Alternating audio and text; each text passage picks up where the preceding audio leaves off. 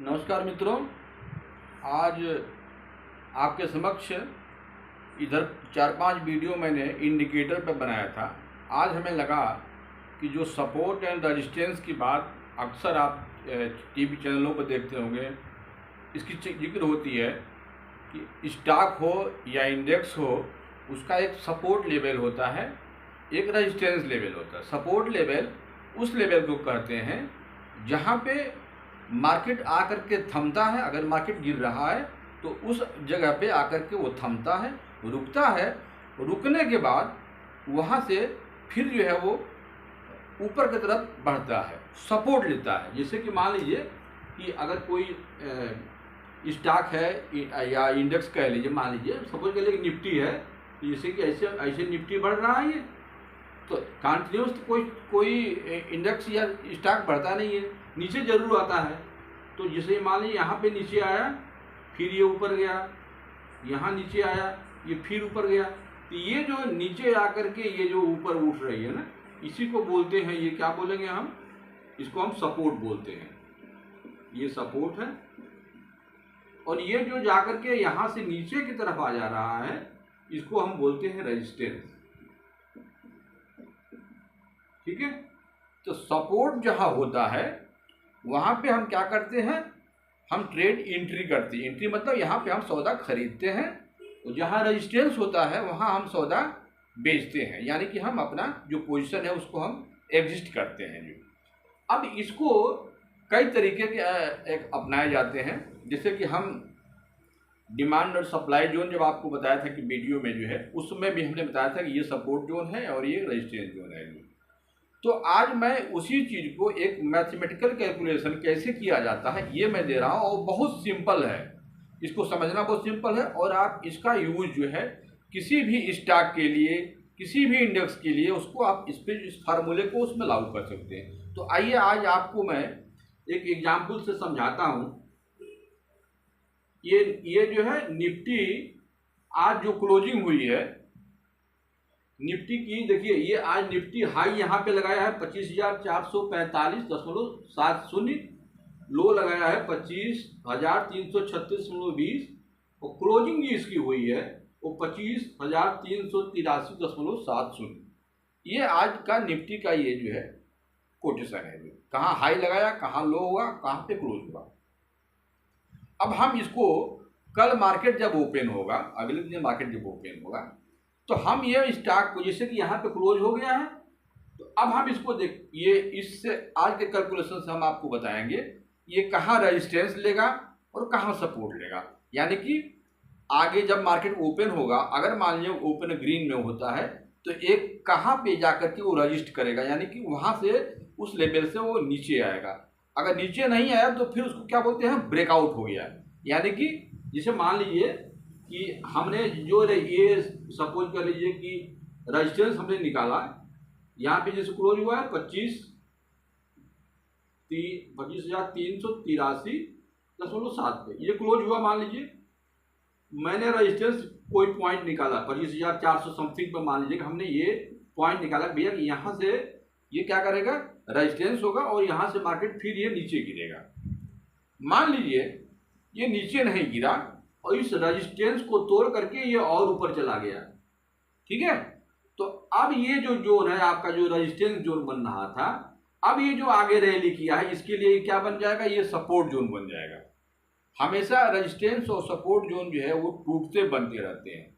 अगर resistance zone break हो गया, यानी कि मार्केट जहां हम रजिस्ट मान रहे थे, उस रेजिस्टेंस को इतनी ज्यादा उसमें बाइंग आई है कि ये ब्रेक हो गया है, इसके ऊपर चला गया है, तो ये जो रेजिस्टेंस जोन है, अब जब वहां से जब नीचे गिरेगा, ऊपर जाने के बाद एक कहीं ना कहीं तो वो रेजिस्टेंस बनाएगा।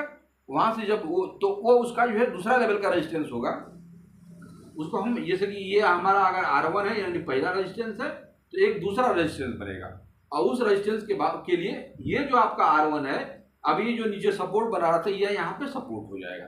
तो एक रेजिस्टेंस जो है किसी दूसरे बार के लिए जब ब्रेक करेगा तो उसके लिए वो सपोर्ट बन जाएगा। और वैसे ही अगर ये सपोर्ट, मान लीजिए ये जो नीचे वाला जोन है, इस सपोर्ट को ब्रेक करके नीचे आ गया, तो अब क्या होगा, अब नीचे वाले के लिए ये रेजिस्टेंस हो जाएगा। तो सपोर्ट और रेजिस्टेंस ये जो है ब्रेक होने के बाद उस सपोर्ट रेजिस्टेंस ये जो है उसको चेंज होते रहते हैं, यानी कि रेजिस्टेंस जो है वो सपोर्ट भी हो सकता है और सपोर्ट जो है वो रेजिस्टेंस हो सकता है। अब इसको हम कैसे निकालेंगे आप समझा देते हैं। थोड़ा सा आप अगर आप चाहें तो कॉपी और पेन लेकर के बैठ जाइए, उससे आपको ये आसानी होगी समझने में। इसको करना कुछ नहीं है, आप किसी भी, जैसे मान लीजिए हमने ये आपको निफ्टी का एक एग्जाम्पल दे रहे हैं, आप निफ्टी की जगह मान लीजिए कि आपको लगता है कि नहीं हम किसी शेयर का लेंगे, जैसे रिलायंस का है तो रिलायंस का हाई कहाँ लगाया है, लो कहाँ लगाया है, क्लोज कहाँ लगाया है, उसको नोट कर लीजिए। अगर आपको लगता है कि हमको आईसीआई बैंक का देखना है तो आईसीआई बैंक का हाई कहाँ है, लो कहाँ है, क्लोज है, ये लिख लीजिए जो है, ठीक है। लिखने के बाद क्या करना है आपको, अब एक जो है पाइवोटल पॉइंट बोलते हैं पी, आपको क्या निकालना है, पी, पाइवोटल पॉइंट बोलते हैं इसको।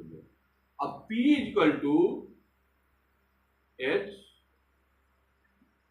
Plus L plus C, high, low और क्लोज इन तीनों को जोड़ देना है और इसको जो है 3 से डिवाइड कर देना है। जोड़ने के बाद ये जितना आएगा 3 से हम डिवाइड कर दें। इस केस में जैसे निफ्टी में अगर हम देखें तो ये 25,445.0 इन तीनों को आप जब जोड़िएगा तो इसका जोड़ आ रहा है ये करीब 76,106.6, ये जो है इसका ये जोड़ आ रहा है और इसमें अगर हम यहाँ से इसको 3 से डिवाइड कर देते हैं तो इसकी वैल्यू आ जाती है ये 25,388.5, ये आपकी P की वैल्यू हो गई। एक बार सोच लीजिए P क्या है, पाइवोटल पॉइंट, और P जो है एक तरह से हम एवरेज मान लेंगे। किसका एवरेज, हाई, लो और क्लोज, इसका एवरेज लेना है। तो किसी चीज का एवरेज लेने का क्या तरीका है, जैसे मान लीजिए अगर दो कोई चीज है, जैसे कि मान लीजिए सपोज कर लीजिए कि दो आइटम है, उनके एक की वैल्यू जो है वो 40 रुपया है, एक की वैल्यू 60 रुपया, और आपको खरीदना है 1 किलो जो है, तो उसका एवरेज कितना होता है 40 और 60 जोड़ करके आप उसमें 2 से भाग दे देते हैं। यहाँ पे 3 क्वांटिटी है, ठीक है, हाई, लो, क्लोज, तो हम तीनों को जोड़ेंगे और 3 से हम भाग दे देंगे तो उसका एवरेज निकल जाएगा। ऐसे ही मान लीजिए कोई चीज़ अगर 4 होता है तो उससे हम 4 का भाग देते हैं। तो इसमें क्या है, हमको 3 का लेना है, यानी कि हाई, लो और क्लोज लेना है, तो 3 से हम इससे डिविजन कर दीजिए। तो ये P की वैल्यू आपकी कितनी आ गई, 25,388.50, ठीक है। वैसे ही मान लीजिए कि अगर आपको कोई शेयर होगा, अगर रिलायंस मान लीजिए है तो रिलायंस का हाई 2900 समथिंग होगा, उसका लो 2902 होगा, क्लोज 2930 जो भी होगा, उसका जो आप लेंगे तो उसका P की वैल्यू वो दूसरी आएगी, जो हर एक के लिए P की वैल्यू जो दूसरी आएगी। अब आपकी जो P की वैल्यू निकल जाए तो अब आपका क्या करना है, पहला काम है आपका रेजिस्टेंस निकालना है। रेजिस्टेंस क्या होगा, पहला रेजिस्टेंस जो है 2P माइनस L, और उसका सपोर्ट क्या हो जाएगा 2P माइनस H, ठीक है। L मतलब जो लो लगाया है और H मतलब जो हाई लगाया हुआ है। तो P की वैल्यू आई कितनी, ये 25,388.5, इसका हम दूना कर देंगे और दूना करने के बाद हम इसमें से L जो लो लगाया है उसको उसमें से हम माइनस कर देंगे। तो ये 2P माइनस जब L करेंगे तो इसकी वैल्यू आ रही है ये 25,440.80, ठीक है। 2P माइनस जब L करेंगे तो जब 2P करेंगे तो 25, ये P जो है वैल्यू है इसको दूना हो जाएगा, तो दूने की वैल्यू करीब 50,777 होगा, और 50,777 में से जब 25,336 माइनस 20 घटाइएगा तो ये आ जाएगा वैल्यू 25,440.8। वैसे ही 50,777 में से इस हाई को हम घटाएंगे, यानी कि 25,445.70, तो ये आपकी वैल्यू आएगी, ये आपकी वैल्यू है करीब, ये कितना आ गया है माइनस 25,331, 25,331.30। बहुत आसान तरीका आपको हम बता रहे हैं। तो अब आपका पहला रेजिस्टेंस क्या हो जाएगा 25,440.80 और पहला सपोर्ट क्या हो जाएगा 25,333। अब ये लो लगाया कितना 25,336 का। अब ये बता रहा है सपोर्ट कहाँ है, इसके नीचे कितना है 25,331 पे, यानी कि यहाँ से मात्र 5 पॉइंट नीचे बता रहा है। और सपोर्ट कहाँ बता रहा है 25,440, यहाँ 5 पॉइंट हुए ये जो है। तो ये करीब करीब जहाँ पे ये लो के आसपास है, ये वही जो है ये रेजिस्टेंस और सपोर्ट इसका दिखा रहा है। अब ये जब R1 और S1 आपका निकल जाएगा, इसको हम एक सेकंड के लिए मिटा देते हैं।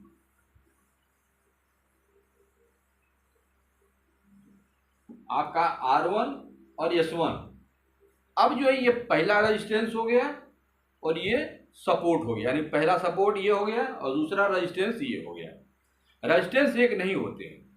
अब जैसे रेजिस्टेंस को ब्रेक करेगा तो एक दूसरा उसको रेजिस्टेंस मिलेगा, दूसरे को ब्रेक करेगा तो तीसरा मिलेगा जो है। और वैसे ही सपोर्ट एक सपोर्ट टूट गया, नीचे मार्केट का नीचे जाने लगा तो क्या होगा पहला सपोर्ट टूटेगा, और अगर टूटना होगा तो फिर वो दूसरा भी सपोर्ट तोड़ देगा, उसके नीचे भी जाना होगा तो तीसरा भी सपोर्ट तोड़ेगा। तो हम जो है जब दूसरा जो रेजिस्टेंस और सपोर्ट निकालेंगे उसके लिए क्या करेंगे हम पहले हम R1 माइनस S1 निकाल लेंगे। R1 माइनस S1 ये जो वैल्यू आई है 25,440.80 और S1 की वैल्यू आई है 25,331.0। इस R1 में से S1 को घटाइएगा तो इसकी वैल्यू आ जाएगी 109.50। कितनी वैल्यू आ जाएगी 109.50। अब देखिए R1 माइनस S1 आपका निकल गया। R1 माइनस S1 जब निकल गया, R1 S1 अभी आप निकाले हैं। अब R1 माइनस S1 जो की जो वैल्यू आई, अब जो अगला रेजिस्टेंस आप निकालेंगे, अगला रेजिस्टेंस क्या होगा आपका R2 होगा।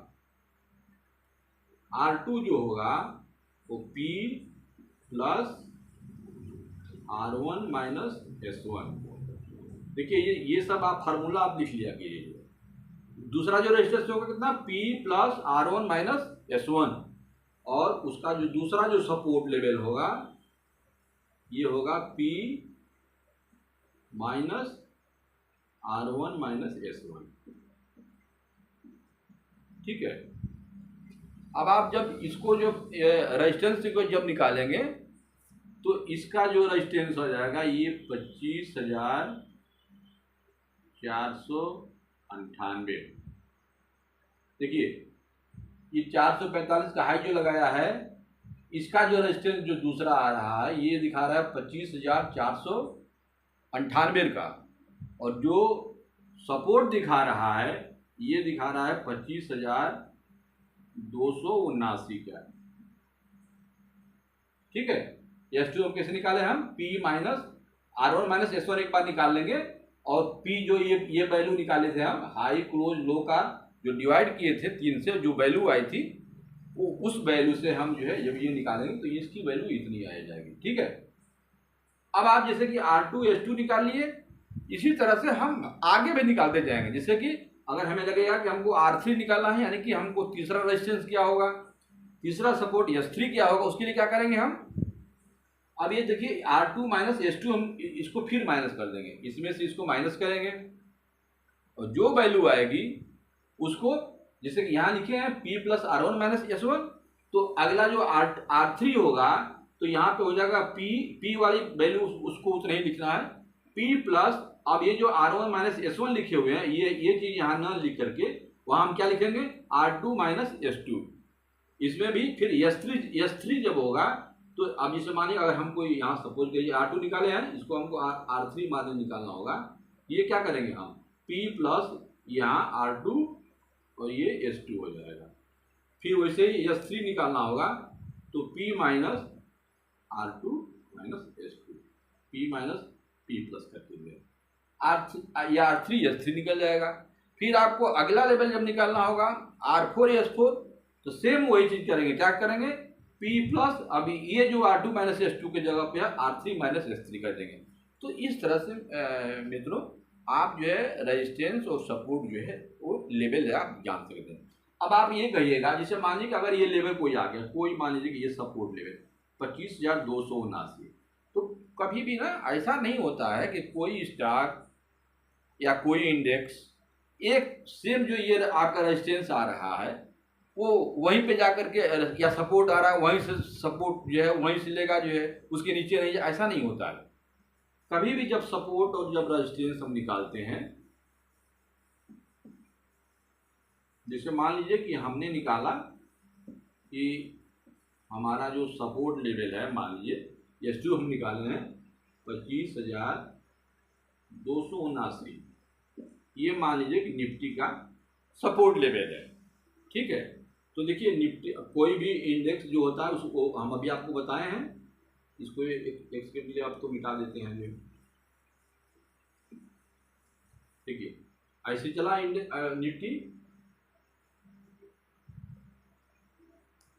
ये मान लीजिए कि है अब 25,279 का हमने लगाया कि एक सपोर्ट बन रहा है। अब ये देखिए इस पॉइंट को, इसको मार्क कर लीजिए। ठीक है, तो ये जो पॉइंट है ना, ये ऐसा नहीं कि एक पॉइंट होगा, ये थोड़ा सा ये नीचे आया होगा, ये नीचे आया होगा, तो एक जोन बनता है। आप एक लाइन खींचेंगे, एक जोन बनेगा। तो ये जो जोन है 25,279 अगर हम लिख रहे हैं, इसका ये मतलब नहीं कि 25,279 पे ही आकर वो सपोर्ट लेगा। ये 25,279 से प्लस माइनस आप, जैसे निफ्टी है तो आप 0.25% इसमें करीब करीब और बढ़ के दिए, यानी कि करीब 60-62 पॉइंट प्लस माइनस, ये 60 पॉइंट इसको और जोड़ सकते हैं, यानी कि 25,000 इसमें जोड़ देंगे 319 करीब हो जाएगा, और या इसमें से घटा दीजिएगा तो 25,220 के करीब जो है। तो ये एक जोन बनता है। कभी भी ना सपोर्ट और रेजिस्टेंस जब हम बनाते हैं तो वो एक लाइन नहीं होती है, वो एक जोन होता है। उसी जोन में आकर के या तो बायर जो है वो जो रेजिस्टेंस को जो है वो तोड़ देते हैं तो ऊपर मार्केट चला जाता है, और उसके लिए वो फिर एक सपोर्ट जोन बन जाता है।